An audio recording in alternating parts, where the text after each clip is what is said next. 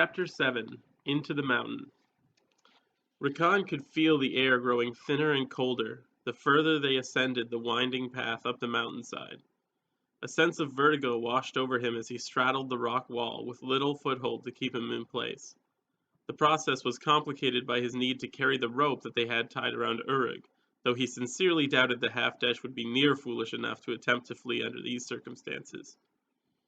He could feel his heart pounding in his chest every time loose stones gave way under his feet. He could hear Dervish cursing at regular intervals from his place just south of Urug in their careful procession. Belethor led the way with a quiet concentration that was admirable given the extreme conditions. "Surely there must be a safer route than this. What point is there in this journey if we simply fall to our deaths?" Dervish said. "Well, Desh, is there another way?" "If there were a safer way, I would have led you there," Urug said. "My life is no less at risk than yours. In fact, I am in more danger. If this human I'm tied to falls, I go with him." "I assure you, Urug, that is far from my plan," Rakan said through nervous laughter.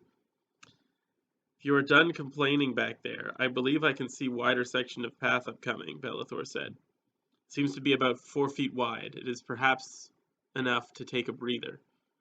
Rakan peered around Belethor and saw to his relief that he spoke the truth.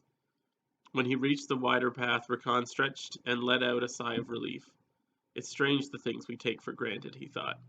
It seemed odd to him that something so simple as having ample room to walk was such a thrill.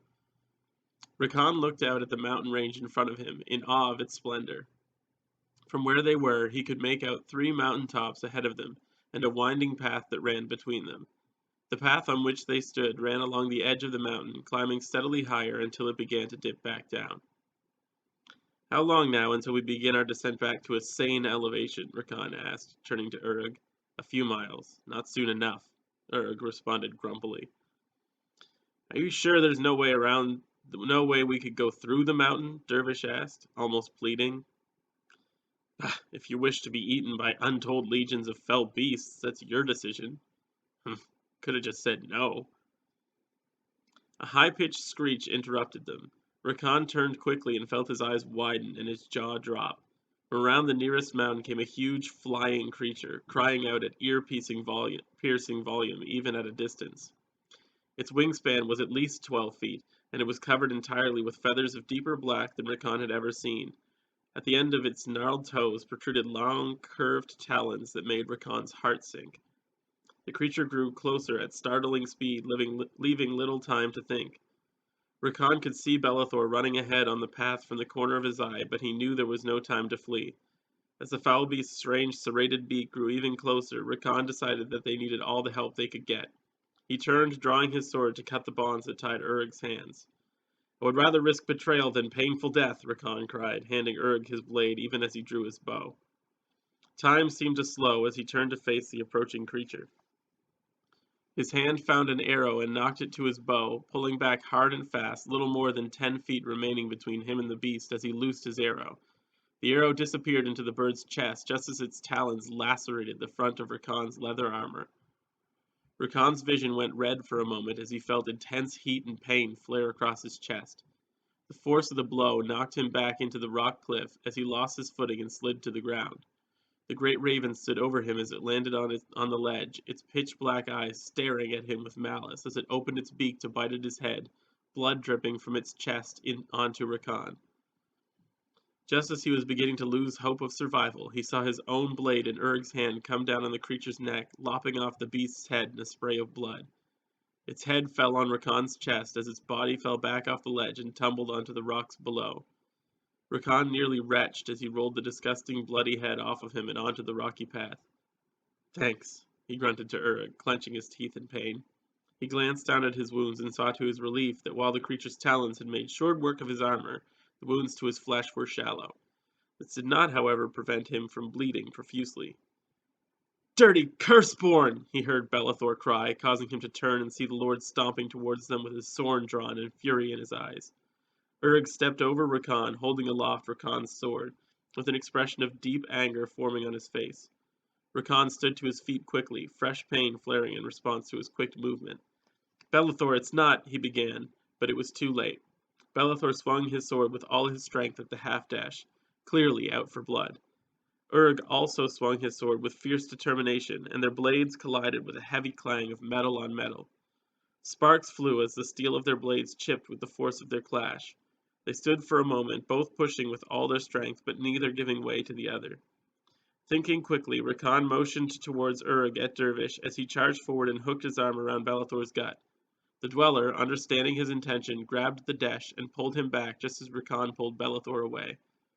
Every movement caused Rakan a great deal of pain, but he had no time to consider his wounds.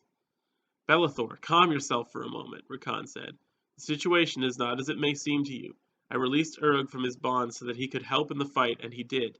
He killed the strange bird before it could bite my head off. Yeah, I fought while you tucked your tail between your legs and ran, Urg said.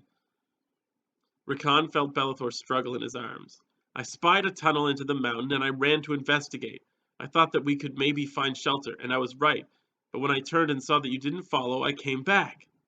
See, it's all a misunderstanding, Rakan said, gritting his teeth in pain. A misunderstanding that changes nothing. Now the Desh is armed, and I doubt he'll willingly let us tie him again. So what now? Do we let the creature walk freely among us, or do we dispatch him here and be done with it? They had no time to consider, as their argument was interrupted by the cry of yet another winged creature flying to their position. Rakan turned and to his horror saw 3 of the great ravens flying from the far mountains towards them. His gut tensed in anticipation as he looked into Balathor's eyes with all the intensity that he could muster. You said there was a tunnel into the mountain, he asked, releasing Balathor from his grip. Yes, not far from here, the Lord replied, as the 4 of them began to run down the path. Sure enough, they approached an opening in the rock wall large enough for them to squeeze through, and one by one they made their way into the mountain. Rakan turned and saw Dervish barely make it into the opening before the talons of another flying creature scratched at the entrance behind them. They maintained a cautious silence as the party continued into the tunnel, daylight fading the further they traveled inwards. Soon they fumbled blindly in the dark. Every now and then Rakan could feel rocks protruding from the wall that scraped his body all over as he slid by. Every passing moment his concern for his unprotected wounds grew, now that they were away from immediate danger. Soon Rakan could feel the walls around him expanding, to his relief, as they emerged into an opening the size of which was impossible to determine without light. He fumbled around in his pack for a moment until his hands felt the familiar consistency of the torch he always carried. Just a moment, I think we've come to an opening. I'll get us some light, he said to the others, as he searched his pack for his flint and steel. These he had more trouble finding among his rations and other traveling supplies. He searched for minutes before finally grasping the metals. The sudden light as his torch lit burned his eyes for a moment, and he could see no better until they cleared. Then he found himself looking at a cavern at least 15 feet across, from which led several tunnels. Above each of these he saw carvings in a written language that he did not recognize. Feels good to be below ground again, Dervish said, running his hand lovingly along the stone walls. Mind you, these tunnels could have been carved by a dweller child. He shook his head. No expertise at all. But they were intentionally carved? Rakan asked, his curiosity piqued. Could you tell by whom? I'll save him the breath, Urg said. These tunnels were carved by my people, a shortcut to Malsheth. They have been abandoned for a few years now. Unnatural creatures moved in when they realized there were Desh to hunt. Well then, they've likely moved on since then, seeing as how the Desh have not been in these tunnels for years, Rakan said hopefully. Let us hope so, Urg said, looking Rakan in the eyes with all seriousness. Well, we have little choice in the matter, Rakan said as he inspected their options. There were 4 divergent paths from the chamber, not including the one which they had entered. Each of them was labeled with words that Rakan assumed were Desh directions. He could tell at least that every label said something different. Can you read these, Urg? I can. Written on each is the ultimate destination of each of these tunnels. There are similar chambers to this one throughout the mountains, meant to confuse any who are not Desh, but simple to navigate for those who are. Few, if any, bother to learn our language, so there was little risk that any would understand the instructions. So you're saying we still need you, Balathor mumbled. We do, Rakan said, shooting Balathor a disapproving look. Do you have a problem with that? The Lord looked away and answered only in silence. Rakan motioned with his hand to Urg, who reluctantly returned his sword. Soon after that, Urg pointed them to the proper path, and they began their underground journey. Hours passed, and Rakan grew more and more uncomfortable with the cramped and dark surroundings. All that he could smell was the dirt that clung in the air, and all that he could see was the path immediately before and after them. Though he was beginning to believe that Urg would not betray them so long as they were useful to his own survival, it would have been impossible for him to know if the Desh led them in circles in the deep dark. There was no discernible way for Rakan to get any sense of direction.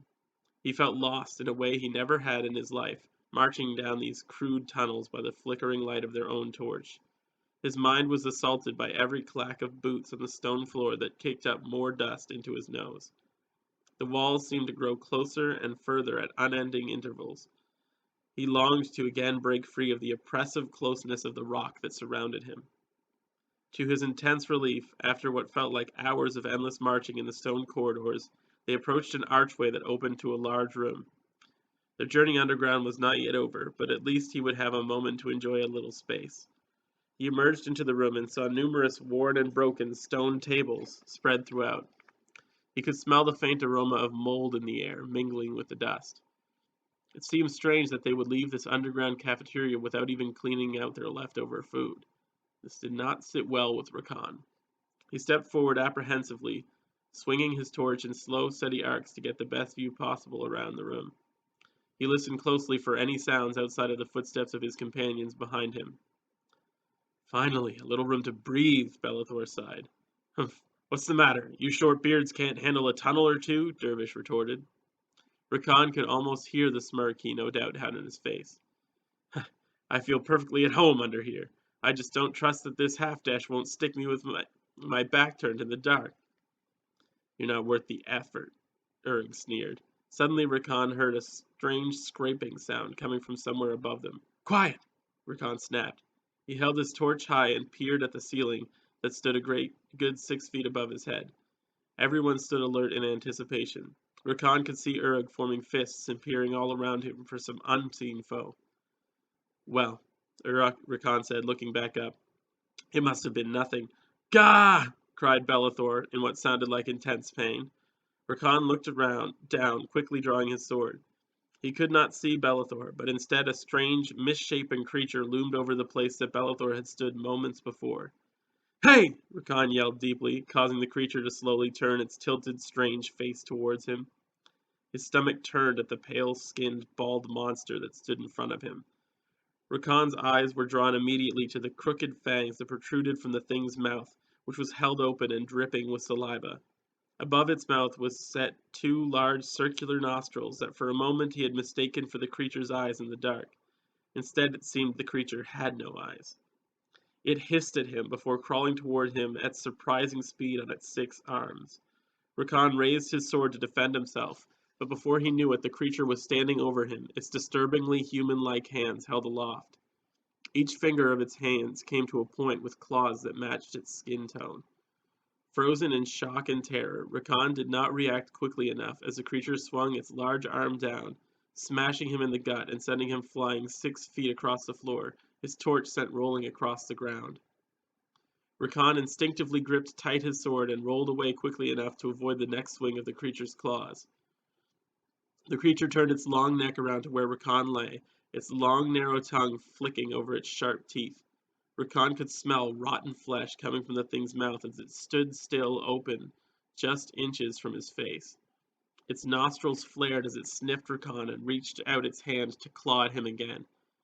Just then, Dervish brought his axe down, severing one of the creature's limbs and causing it to turn to him, screeching in an ungodly, high-pitched scream.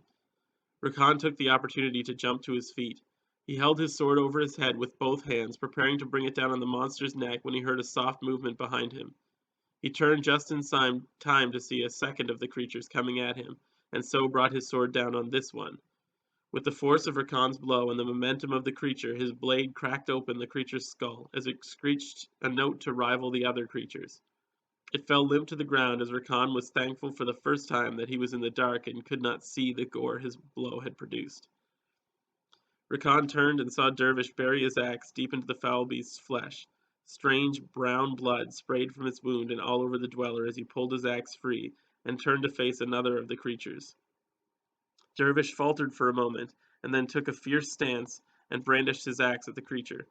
"I'll take on 100 of you disgusting aberrations! Come on!" he bellowed, charging the creature.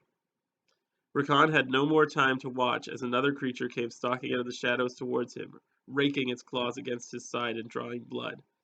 Rakan turned quickly and slashed at the creature's hand in vain as it pulled it back. It jumped at him, but he moved before its large, gangly body could bring him down. At the creature's side now, Rakan quickly lobbed off the beast's front right arm, prompting yet another screech in the dark caverns. Rakan's ears throbbed at the sound as he plunged his sword into the creature's shoulder. The creature turned with such force that before he could pull it free, Rakan's sword was wrenched from his grip. Urg came to Rakan's side then, fists raised and a defiant look on his face as the creature turned towards him. At that moment, Rakan wished he had had another sword to lend to the Desh, though he was sure Belethor would object. Urg let out a fierce cry as he stepped forward and smashed the creature's jaw with his right fist with a resounding crack. Rakan wasted no time leaping forward and grabbing the pommel of his sword, still embedded in the creature's flesh. He pulled it free and with one smooth motion brought it down on the neck of the beast, slicing through skin and bone alike and severing the creature's head. The latter fell to the ground with a thud, joined thereafter by the rest of the thing's body. Rakan looked around and saw the fallen corpse of Dervish's other foe. Belethor lay motionless against the wall nearby, and there were no signs of other creatures approaching. Rakan walked cautiously to where his torch lay on the ground and picked it up. He held it high and inspected the room, seeing only one tunnel leaving the abandoned cafeteria besides the one they had entered through. "Let's get out of these tunnels," he said.